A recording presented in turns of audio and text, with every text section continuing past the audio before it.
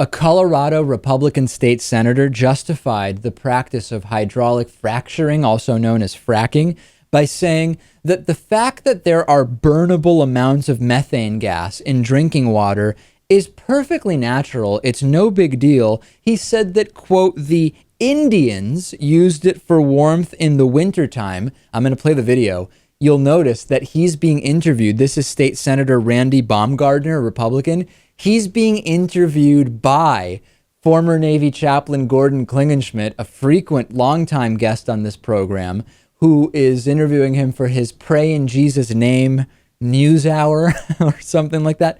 Let's listen to this insanity. And there should be a free market opportunity for people who own that farmland to drill for oil or to harvest coal or natural gas or solar without the government picking and choosing and subsidizing some while overtaxing others. Absolutely. And I've been to a lot of the fracking seminars, and if people, they've never been and they really don't understand it, most of these are free. Most of these seminars are free they can go to. They can learn about fracking. They can learn that the myth of, at 9 or 11,000 feet, that fluid is going to come back to the surface. And since the 1940s, when they first started fracking, there's never been one recorded incident. They talk about methane in the water and this, that, and the other. But if you go back in history and look at how the Indians traveled, they traveled to the burning waters. And that was methane in the water, and that was for warmth in the wintertime.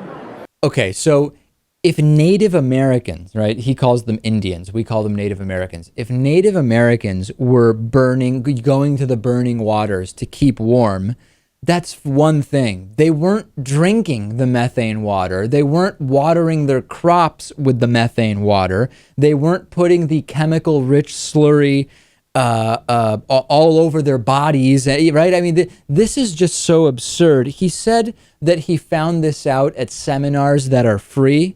In my experience, Lewis, I wonder who's providing those free seminars. Yeah, in my experience, when there's a free seminar, they're either selling you something or you are the product. You are what is being sold, right? And I think that's exactly what's going on here. His logic appears to be, if we burn something to keep warm or to create energy, it's safe to eat or drink. That seems to be the principle he's applying here. It was sometimes burned to keep warm, thus it's not a concern to drink it.